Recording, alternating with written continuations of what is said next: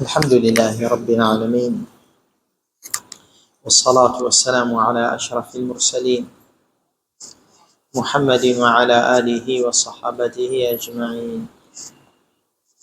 يقول الله تبارك وتعالى: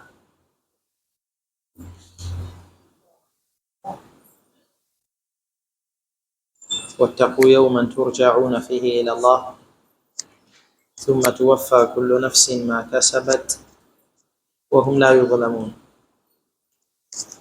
Uislamu, ujumbe huu ni mfupi sana katika dakaiq maaduda. Ni ujumbe unaozungumzia siku hiyo ambayo watu watarejeshwa kwa Allah. Hii ni aya katika Al-Qur'anul Karim na ni aya mwisho kuteremshwa, na bila shaka kwa vile ni mwisho kuteremshwa, basi itakuwa ina mahusiano na mwisho wake. Akhirul ayati nuzulan falaha ta'alluqun bi akhiriyatiha, ni aya mwisho kuteremka, kwa hiyo ina mahusiano na ule mwisho wake. Unaweza ukampa mtu maelekezo kadha wa kadha, lakini yale ya mwisho yakawa kama ndio ufupisho na kifungio muhimu cha kuweza kudhibiti yote ya nyuma. Kwa hiyo Al-Qur'an imekuja na ujumbe mwingi ndani ya miaka 23 inateremshwa, lakini ulipokuja ujumbe wa mwisho ulikumbushia watu ule umuhimu wa kushika jumbe zote hizi zilizoteremshwa, kwa sababu ujumbe wenyewe wa mwisho unazungumzia kiyama na watu kukusanywa na kufufuliwa na kuhukumiwa. Wattaqu yawman turja'una fihi ila Allah, na iogopeni siku ambayo nyote mtarejeshwa kwa Allah. Iogopeni sana hiyo siku. Thumma tuwaffa kullu nafsin ma kasabat, kisha kila nafsi itakamilishiwa matendo yake ambayo nafsi hiyo imechuma. Wa hum la yudhlamun, na watu hawatadhulumiwa.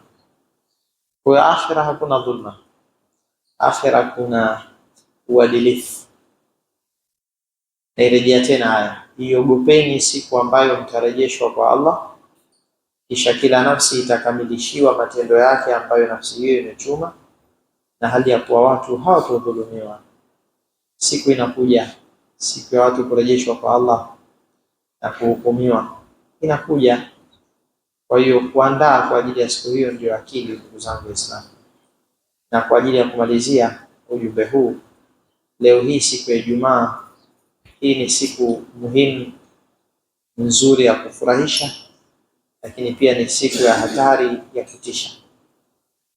Imekuja katika hadith kwamba wanyama siku ya Ijumaa ikiingia wana hofu kubwa, mpaka waone jua limechomoza, limetokea upande wa mashariki, kwa sababu ikichomezea kutokea upande wa magharibi, hiyo ni hali ya hatari, na kwamba sasa kiyama kimeshakuwa kinasimama. Kwa yaumul jumu'ati huwa al-yawmu alladhi taqa'u fihi saa, siku ya Ijumaa ndio siku ambayo ndani yake kitatokea kiyama. Kwa hiyo ni siku inataka hofu, siku inataka maandalizi. Ilitakiwa kila Muislamu kila ikija siku ya Ijumaa aikumbuke siku ya kiyama, siku ya mkusanyiko, kwa sababu kiyama kinaitwa yaumul jam'i. Imekuja katika Al-Qur'an, yaumul qiyama ni yaumul jam'i, siku ya kukusanywa watu wote. Na aljumua, siku ya Ijumaa imeitwa aljumua kwa sababu ya aljam'i, kukusanya. Aljumua maana yake inawakusanya watu sana.